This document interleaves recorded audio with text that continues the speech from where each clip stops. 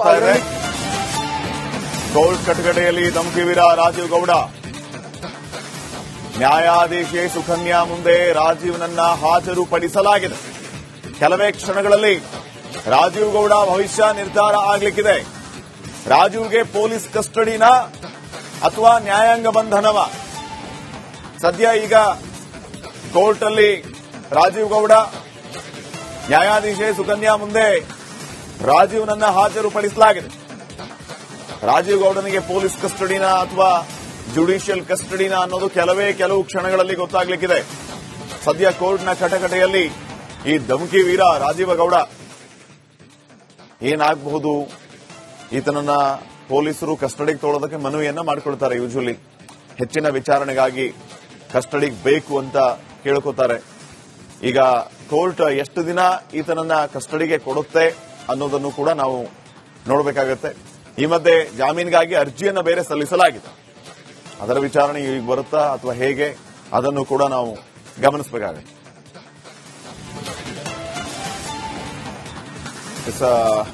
ಕೋರ್ಟಿಂದ ನೇರ ಸಂಪರ್ಕದಲ್ಲಿ ನನ್ನ ಕೊಲೀಗ ರಂಜಿತ್ ಈಗಾಗಲೇ ಜಾಯಿನ್ ಆಗಿದ್ದಾರೆ. ರಂಜಿತ್, ಅವರ ಅಭಿಮಾನಿಗಳು ಬೆಂಬಲಿಗರು ಮಾತಾಡುವಂತದ್ದು ಸಹಜ. ಷಡ್ಯಂತ್ರ, ರಾಜಕೀಯವಾಗಿ ಹಣಿಯುವಂತಹ ಕೆಲಸ. ಇವರ ನಾಯಕ ಏನು ತಪ್ಪು ಮಾಡಿರಲಿಲ್ಲ ಅಂತಂದ್ರೆ 14-15 ದಿನ ಯಾಕೆ ತಲೆ ಮರೆಸ್ಕೊಂಡು ಓಡ್ ಹೋಗ್ಬೇಕಾಗಿತ್ತು? ನಾನು ತಪ್ಪು ಮಾಡಿಲ್ಲ ಅಂತ ಎಲ್ಲರ ಮುಂದೆ ನಿಂತ್ಕೊಂಡು ಫೇಸ್ ಮಾಡಬೇಕಾಗಿತ್ತು. ಅದನ್ನ ಬಿಟ್ಟು ಅಲ್ಲಿ ತಲೆ ಮರೆಸ್ಕೊಂಡು ಇಲ್ಲಿ ತಲೆ ಮರೆಸ್ಕೊಂಡು ಈಗೂ ಕಳ್ಳರಂಗ್ ಓಡೋಗ್ತಾ ಇರೋದಲ್ಲಿ, ಈಗೂ ತಲೆ ಮರೆಸ್ಕೊಂಡು ಯಾರಿಗೂ ಮುಖ ತೋರಿಸ್ದಂಗೆ ಅವರ ಬೆಂಬಲಿಗರನ್ನ ಅಲ್ಲಿ ಚೂ ಬಿಟ್ಟು ನಾವು ಚೇಸ್ ಮಾಡುವಾಗ, ಫಾಲೋ ಮಾಡುವಾಗ ನಮಗೆ ಅವರು ಕಿರಿಕಿರಿ ಮಾಡುವಂತದ್ದು. ಇವ್ರ ನಾಯಕ ಏನು ತಪ್ಪೇ ಮಾಡಿಲ್ಲ ಅಂತಂದ್ರೆ ಇದನ್ನೆಲ್ಲ ಯಾಕೆ ಮಾಡ್ಬೇಕು ಹೈಡ್ರಾಮಾನ? ಇದು ಒಂದು ಪ್ರಶ್ನೆ. ಆದ್ರೆ ಮತ್ತೊಂದು ಕಡೆ ಈಗ ಪೊಲೀಸರು ಎಷ್ಟು ದಿನ ಈತನನ್ನ ಕಸ್ಟಡಿಗೆ ತಗೊಳ್ಳೋದಕ್ಕೆ ಸಿದ್ಧತೆಯನ್ನ ಮಾಡಿಕೊಂಡಿದ್ದಾರೆ. ಈ ಕಸ್ಟಡಿ ಅವಧಿಯಲ್ಲಿ ಏನೆಲ್ಲ ಆಗ್ಬಹುದು ಅಂತ?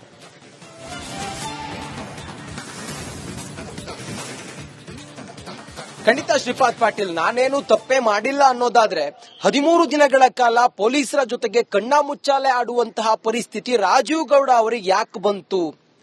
ರಾಜೀವ್ ಗೌಡ ಅವರು ಮನಸ್ಸಿನಲ್ಲಿ ಯಾವುದೇ ಉದ್ದೇಶ ದುರುದ್ದೇಶ ಇಲ್ಲದೆ ಅಮೃತಾ ಗೌಡಗೆ, ಪೌರಾಯುಕ್ತೆಗೆ ನಿಂದನೆ ಮಾಡಿದ್ಲಾ ಅನ್ನೋದಾದ್ರೆ ಯಾಕೆ ಅವ್ರು ಇಷ್ಟು ದಿನಗಳ ಕಾಲ ಅಲ್ಲೆಲ್ಲೋ ಮಂಗಳೂರಿಗೆ ಹೋಗಿ, ಅಲ್ಲೆಲ್ಲೋ ಮೈಕಲ್ ಸಹಾಯ ಪಡ್ಕೊಂಡು, ಅಲ್ಲೆಲ್ಲೋ ಕಾರನ್ನ ತಗೊಂಡು, ಅಲ್ಲೆಲ್ಲೋ ಮಣಪುರಂಗೆ ಹೋಗಿ ಈ ರೀತಿ ತಲೆಮರೆಸಿಕೊಳ್ಳುವಂತ ಅಗತ್ಯ ಏನಿತ್ತು ಅನ್ನೋದು ನನ್ನ ಸೇರಿ ನಿಮ್ಮ ಸೇರಿ ಎಲ್ಲರ ಪ್ರಶ್ನೆ ಆಗಿದೆ ಶ್ರೀಪಾದ್ ಪಾಟೀಲ್.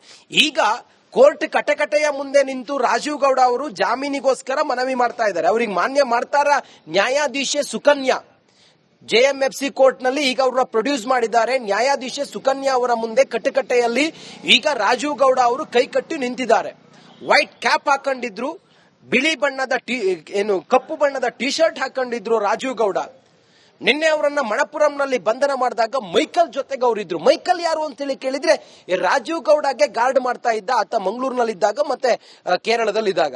ಆತನ ಬ್ರೇಜಾ ಕಾರ್, ಅದು ಇಂದಿರಾನಗರ ರಿಜಿಸ್ಟ್ರೇಷನ್ ನ ಬ್ರೇಜಾ ಕಾರ್ ನಲ್ಲಿ ಆತ ಓಡಾಡ್ತಾ ಇದ್ದ. ಇವರು ರೈಲ್ವೆ ಸ್ಟೇಷನ್ಗೆ ಹೋಗಿರೋ ವಿಜುವಲ್ ಸಿಕ್ಕಿತ್ತು. ಆ ವೆಹಿಕಲ್ ನ GPS ಆಧಾರದ ಮೇಲೆ ಪೊಲೀಸರು ಅವರ ಬೆನ್ನ ಹಿಂದೆ ಬಿದ್ದಾಗ ಇವರು ಎಲ್ಲಿದ್ದಾರೆ ಅನ್ನುವಂತ ಡಿಟೇಲ್ ಮಾಹಿತಿ ಪೊಲೀಸರಿಗೆ ಲಭ್ಯವಾಗಿತ್ತು. ನೀವು ಹೇಳಿದಾಗೆ ಒಂದು ವೇಳೆ ರಾಜೀವ್ ಗೌಡ ಅವರನ್ನ ಇವತ್ತೇನಾದ್ರೂ ಪೊಲೀಸ್ ಕಸ್ಟಡಿಗೆ ಕೊಡೋದಾದ್ರೆ ಯಾಕೆ ಅನ್ನೋ ಪ್ರಶ್ನೆ ಬಂದಾಗ, ಎಕ್ಸಾಕ್ಟ್ಲಿ ರಾಜೀವ್ ಗೌಡ ಅವರನ್ನ ಪೊಲೀಸ್ ಕಸ್ಟಡಿಗೆ ಯಾಕೆ ಅನ್ನೋದಾದ್ರೆ, ರಾಜೀವ್ ಗೌಡ ತಮ್ಮ ಮೊಬೈಲ್ ನಲ್ಲಿ ಅಮೃತಾ ಗೌಡಗೆ ಕಾಲ್ ಮಾಡಿ ಧಮಕಿ ಹಾಕಿದ್ರಲ್ಲ, ಆ ಮೊಬೈಲ್ ಈಗ ರಾಜೀವ್ ಗೌಡ ಶರಣಾಗಿಸಿ ಅಂತೇಳಿ ಹೇಳಿದ್ರೆ, ಮೊಬೈಲ್ ಅನ್ನ ಸರೆಂಡರ್ ಮಾಡಿ ಅಂತ ಹೇಳಿದ್ರೆ ರಾಜೀವ್ ಗೌಡ ಮುಂದಾಟ ಮಾಡ್ತಾ ಇದ್ದಾರಂತೆ. ಈ ಕಾರಣದಿಂದ ಆ ಮೊಬೈಲೇ ಪ್ರಮುಖವಾದಂತ ಎವಿಡೆನ್ಸ್ ಆಗಿರೋದ್ರಿಂದಾಗಿ ತಾವು ನಿಂದನೆ ಮಾಡಿದ್ದು, ಧಮಕಿ ಹಾಕಿದ್ದಕ್ಕೆ ಎವಿಡೆನ್ಸ್, ಟೆಕ್ನಿಕಲ್ ಎವಿಡೆನ್ಸ್ ಮೊಬೈಲೇ ಆಗಿರೋದ್ರಿಂದಾಗಿ ಆ ಮೊಬೈಲ್ ಅನ್ನ ಸರೆಂಡರ್ ಮಾಡಿಲ್ಲ. ಇನ್ನು ಆ ಮೊಬೈಲ್ ಸರೆಂಡರ್ ಮಾಡಲೇಬೇಕಾಗಿದೆ. ಜೊತೆಗೆ ಅವರ ವಾಯ್ಸ್ ಸ್ಯಾಂಪಲ್ಸ್ ಇದೆಯಲ್ಲ, ಅದು ತುಂಬಾ ಇಂಪಾರ್ಟೆಂಟ್ ಆಗುತ್ತೆ. ರಾಜೀವ್ ಗೌಡ ಅವರು ತಮ್ಮ ಧ್ವನಿಯಲ್ಲಿ ಅಮೃತಾ ಗೌಡ ಅವ್ರ ಜೊತೆಗೆ ತಾವು ಫೋನ್ ಸಂಭಾಷಣೆಯನ್ನು ಮಾಡಿ ಅವ್ರಿಗೆ ಧಮಕಿ ಹಾಕಿದ್ದು ಮತ್ತೊಂದು ಸೆಕೆಂಡರಿ. ಆದ್ರೆ ಅವ್ರು ಮಾತಾಡಿರುವಂತಹ ಆ ಕಾನ್ವರ್ಸೇಷನ್ ವಾಯ್ಸ್ ಇದೆಯಲ್ಲ, ಅದನ್ನು ಕೂಡ FSL ತಂಡ ಅದನ್ನ ಸ್ಯಾಂಪಲ್ಸ್ ಪರಿಶೀಲಿಸಬೇಕಾಗಿರೋದ್ರಿಂದಾಗಿ ಇದೆಲ್ಲವೂ ಕೂಡ ತನಿಖಾ ಹಂತದಲ್ಲಿ ಆಗಬೇಕಾದಂತದ್ದು. ಈ ಕಾರಣದಿಂದ ಪೊಲೀಸರ ತನಿಖೆ ಕೊಡಬೇಕು ಅಂತೇಳಿ ಪೊಲೀಸರು ನ್ಯಾಯಾಧೀಶರ ಮುಂದೆ, ನ್ಯಾಯಾಧೀಶೆ ಸುಕನ್ಯಾ ಅವರ ಮುಂದೆ ಮನವಿ ಮಾಡುವಂತ ಸಾಧ್ಯತೆಗಳಿದಾವೆ. ಇದೆಲ್ಲವನ್ನ ನ್ಯಾಯಾಧೀಶರು ತಮ್ಮ ವಿವೇಚನೆಗೆ ಬಿಟ್ಟಂತ ವಿಚಾರ. ಆಲ್ರೆಡಿ ಈಗ ಒಂದು ಸಲ ಜಾಮೀನಿಗೆ ಅರ್ಜಿ ಹಾಕಿದಾಗ ಜಾಮೀನನ್ನ ರದ್ದು ಮಾಡಿದ್ರು, ಜಾಮೀನು ಕೊಡೋದಿಲ್ಲ, ನಿರಾಕರಿಸಿದ್ರು ಅಂತ ಹೇಳಿದ್ರು. ಆದ್ರೆ ಈಗ ಮತ್ತೆ ಆ ಪ್ರಕ್ರಿಯೆಯನ್ನ ಆ ರಾಜೀವ್ ಗೌಡ ಅವರ ಪರವಾದ ವಕೀಲರು ಆ ಅರ್ಜಿಯನ್ನ ಮೂವ್ ಮಾಡಿರೋದ್ರಿಂದಾಗಿ ಕೋರ್ಟ್ ನಲ್ಲಿ ಬಹುಶಃ ಇದು ಎಷ್ಟು ಪ್ರಸ್ತುತ ಈ ಹೊತ್ತಿಗೆ ಅನ್ನೋದು ಕಾದು ನೋಡಬೇಕಾಗಿದೆ. ಇಷ್ಟು ದಿನಗಳ ಕಾಲ ರಾಜೀವ್ ಗೌಡ ಯಾಕೆ ತಲೆಮರೆಸಿಕೊಂಡಿದ್ರು, ತಾವೇನು ತಪ್ಪೇ ಮಾಡಿಲ್ಲ ಅಂತ ಹೇಳಿ, ಆದ್ರೆ ರಾಜೀವ್ ಗೌಡ ಅವರು ಪೊಲೀಸರ ಮುಂದೆ ಬಂದು ಶರಣಾಗಬಹುದಿತ್ತಲ್ಲ, ವಾಸ್ತವ ವಿಚಾರ ಏನು ಅಂತ ಹೇಳಿ ಹೇಳಬಹುದಾಗಿತ್ತಲ್ಲ. ಯಾರ ಸಂಪರ್ಕಕ್ಕೂ ಸಿಗದೆ ರಾಜೀವ್ ಗೌಡ ಅವರು ಯಾಕೆ ಓಡೋದ್ರು ಅನ್ನೋದು ಈಗಿರುವಂತ ಪ್ರಶ್ನೆ ಅಲ್ವಾ. ಇದೆಲ್ಲದಕ್ಕೂ ಕೂಡ ಪೊಲೀಸರು ತನಿಖೆ ಮಾಡಬೇಕಾಗಿದೆ. ರಾಜೀವ್ ಗೌಡ ಇಷ್ಟು ದಿನ ಯಾಕೆ ತಲೆಮರೆಸಿಕೊಂಡ್ರು ಅನ್ನೋದ್ರ ಬಗ್ಗೆಯೂ ಕೂಡ ತನಿಖೆ ಆಗಬೇಕಾಗಿರೋದ್ರಿಂದಾಗಿ ಸದ್ಯಕ್ಕೆ ಪೊಲೀಸರು ತಮ್ಮ ಕಸ್ಟಡಿಗೆ ಪಡೆದುಕೊಳ್ಳೋದು, ಆನಂತರ ಎಷ್ಟು ದಿನ ಅನ್ನೋದೆಲ್ಲವೂ ಕೂಡ ಈಗಿರುವಂತ ಪ್ರಶ್ನೆ. ಅದು ನ್ಯಾಯಾಧೀಶೆ ಸುಕನ್ಯಾ ಅವರ ವಿವೇಚನೆಗೆ ಬಿಟ್ಟಂತ ವಿಚಾರ ಆಗಿರುತ್ತೆ. ಶ್ರೀಪಾದ್ ಪಾಟೀಲ್, ಓಕೆ, ಸಂಪರ್ಕದಲ್ಲಿರಿ. ರಂಜಿತ್ ವಾಪಸ್ ಬರ್ತಾ ಇದೆ. ಕೋರ್ಟ್ ಕಟಕಟೆಯಲ್ಲಿ ಧಮಕಿ ವೀರ ರಾಜೀವ್ ಗೌಡ. ನ್ಯಾಯಾಧೀಶೆ ಸುಕನ್ಯಾ ಮುಂದೆ ರಾಜೀವ್ನನ್ನ ಹಾಜರುಪಡಿಸಲಾಗಿದೆ. ಕೆಲವೇ ಕ್ಷಣಗಳಲ್ಲಿ ರಾಜೀವ್ ಗೌಡ ಭವಿಷ್ಯ ನಿರ್ಧಾರ ಆಗಲಿಕ್ಕಿದೆ. ರಾಜೀವ್ಗೆ ಪೊಲೀಸ್ ಕಸ್ಟಡಿನ ಅಥವಾ ನ್ಯಾಯಾಂಗ ಬಂಧನವ? ಸದ್ಯ ಈಗ ಕೋರ್ಟ್ ಅಲ್ಲಿ ರಾಜೀವ್ ಗೌಡ, ನ್ಯಾಯಾಧೀಶೆ ಸುಕನ್ಯಾ ಮುಂದೆ ರಾಜೀವ್ನನ್ನ ಹಾಜರುಪಡಿಸಲಾಗಿದೆ. ರಾಜೀವ್ ಗೌಡನಿಗೆ ಪೊಲೀಸ್ ಕಸ್ಟಡಿನ ಅಥವಾ ಜುಡಿಷಿಯಲ್ ಕಸ್ಟಡಿನ ಅನ್ನೋದು ಕೆಲವು ಕ್ಷಣಗಳಲ್ಲಿ ಗೊತ್ತಾಗ್ಲಿಕ್ಕಿದೆ. ಸದ್ಯ ಕೋರ್ಟ್ನ ಕಟಕಟೆಯಲ್ಲಿ ಈ ಧಮಕಿ ವೀರ ರಾಜೀವ ಗೌಡ. ಏನಾಗಬಹುದು? ಈತನನ್ನ ಪೊಲೀಸರು ಕಸ್ಟಡಿಗೆ ತಗೊಳ್ಳೋದಕ್ಕೆ ಮನವಿಯನ್ನ ಮಾಡಿಕೊಳ್ತಾರೆ. ಯೂಶುವಲಿ ಹೆಚ್ಚಿನ ವಿಚಾರಣೆಗಾಗಿ ಕಸ್ಟಡಿಗೆ ಬೇಕು ಅಂತ ಕೇಳ್ಕೋತಾರೆ. ಈಗ ಕೋರ್ಟ್ ಎಷ್ಟು ದಿನ ಈತನನ್ನ ಕಸ್ಟಡಿಗೆ ಕೊಡುತ್ತೆ ಅನ್ನೋದನ್ನು ಕೂಡ ನಾವು ನೋಡಬೇಕಾಗತ್ತೆ. ಈ ಮಧ್ಯೆ ಜಾಮೀನಿಗಾಗಿ ಅರ್ಜಿಯನ್ನ ಬೇರೆ ಸಲ್ಲಿಸಲಾಗಿದೆ. ಅದರ ವಿಚಾರಣೆ ಈಗ ಬರುತ್ತಾ ಅಥವಾ ಹೇಗೆ, ಅದನ್ನು ಕೂಡ ನಾವು ಗಮನಿಸಬೇಕಾಗುತ್ತೆ.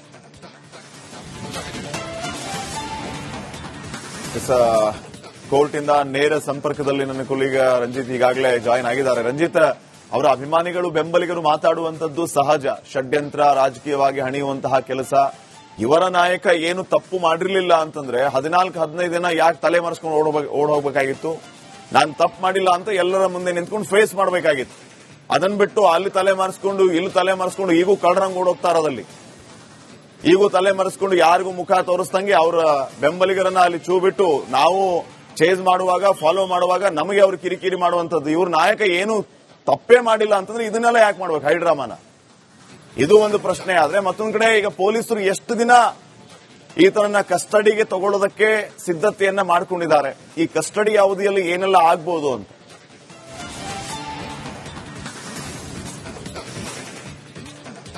ಖಂಡಿತ ಶ್ರೀಪಾದ್ ಪಾಟೀಲ್, ನಾನೇನು ತಪ್ಪೇ ಮಾಡಿಲ್ಲ ಅನ್ನೋದಾದ್ರೆ 13 ದಿನಗಳ ಕಾಲ ಪೊಲೀಸರ ಜೊತೆಗೆ ಕಣ್ಣಾಮುಚ್ಚಾಲೆ ಆಡುವಂತಹ ಪರಿಸ್ಥಿತಿ ರಾಜೀವ್ ಗೌಡ ಅವರಿಗೆ ಯಾಕೆ ಬಂತು? ರಾಜೀವ್ ಗೌಡ ಅವರು ಮನಸ್ಸಿನಲ್ಲಿ ಯಾವುದೇ ಉದ್ದೇಶ ದುರುದ್ದೇಶ ಇಲ್ಲದೆ ಅಮೃತ ಗೌಡಗೆ, ಪೌರಾಯುಕ್ತಗೆ ನಿಂದನೆ ಮಾಡಿದ್ಲ ಅನ್ನೋದಾದ್ರೆ ಯಾಕೆ ಅವ್ರು ಇಷ್ಟು ದಿನಗಳ ಕಾಲ ಅಲ್ಲೆಲ್ಲೋ ಮಂಗಳೂರಿಗೆ ಹೋಗಿ, ಅಲ್ಲೆಲ್ಲೋ ಮೈಕಲ್ ಸಹಾಯ ಪಡ್ಕೊಂಡು, ಅಲ್ಲೆಲ್ಲೋ ಕಾರನ್ನ ತಗೊಂಡು, ಅಲ್ಲೆಲ್ಲೋ ಮಣಪುರಂಗೆ ಹೋಗಿ ಈ ರೀತಿ ತಲೆಮರೆಸಿಕೊಳ್ಳುವಂತ ಅಗತ್ಯ ಏನಿತ್ತು ಅನ್ನೋದು ನನ್ನ ಸೇರಿ ನಿಮ್ಮ ಸೇರಿ ಎಲ್ಲರ ಪ್ರಶ್ನೆ ಆಗಿದೆ. ಶ್ರೀಪಾದ್ ಪಾಟೀಲ್, ಈಗ ಕೋರ್ಟ್ ಕಟಕಟೆಯ ಮುಂದೆ ನಿಂತು ರಾಜೀವ್ ಗೌಡ ಅವರು ಜಾಮೀನಿಗೋಸ್ಕರ ಮನವಿ ಮಾಡ್ತಾ ಇದ್ದಾರೆ. ಅವ್ರಿಗೆ ಮಾನ್ಯ ಮಾಡ್ತಾರ ನ್ಯಾಯಾಧೀಶೆ ಸುಕನ್ಯಾ. ಜೆಎಂಎಫ್ಸಿ ಕೋರ್ಟ್ ನಲ್ಲಿ ಈಗ ಅವರ ಪ್ರೊಡ್ಯೂಸ್ ಮಾಡಿದ್ದಾರೆ. ನ್ಯಾಯಾಧೀಶೆ ಸುಕನ್ಯಾ ಅವರ ಮುಂದೆ ಕಟಕಟೆಯಲ್ಲಿ ಈಗ ರಾಜೀವ್ ಗೌಡ ಅವರು ಕೈ ಕಟ್ಟಿ ನಿಂತಿದ್ದಾರೆ. ವೈಟ್ ಕ್ಯಾಪ್ ಹಾಕೊಂಡಿದ್ರು, ಬಿಳಿ ಬಣ್ಣದ ಕಪ್ಪು ಬಣ್ಣದ ಟಿ ಶರ್ಟ್ ಹಾಕೊಂಡಿದ್ರು ರಾಜೀವ್ ಗೌಡ. ನಿನ್ನೆ ಅವರನ್ನ ಮಣಪುರಂನಲ್ಲಿ ಬಂಧನ ಮಾಡಿದಾಗ ಮೈಕಲ್ ಜೊತೆಗೆ ಅವರಿದ್ರು. ಮೈಕಲ್ ಯಾರು ಅಂತ ಹೇಳಿ ಕೇಳಿದ್ರೆ ರಾಜೀವ್ ಗೌಡಗೆ ಗಾರ್ಡ್ ಮಾಡ್ತಾ ಇದ್ದ ಆತ ಮಂಗಳೂರಿನಲ್ಲಿದ್ದಾಗ ಮತ್ತೆ ಕೇರಳದಲ್ಲಿದ್ದಾಗ. ಆತನ ಬ್ರೇಜಾ ಕಾರ್, ಅದು ಇಂದಿರಾನಗರ ರಿಜಿಸ್ಟ್ರೇಷನ್ ನ ಬ್ರೇಜಾ ಕಾರ್ ನಲ್ಲಿ ಆತ ಓಡಾಡ್ತಾ ಇದ್ದ.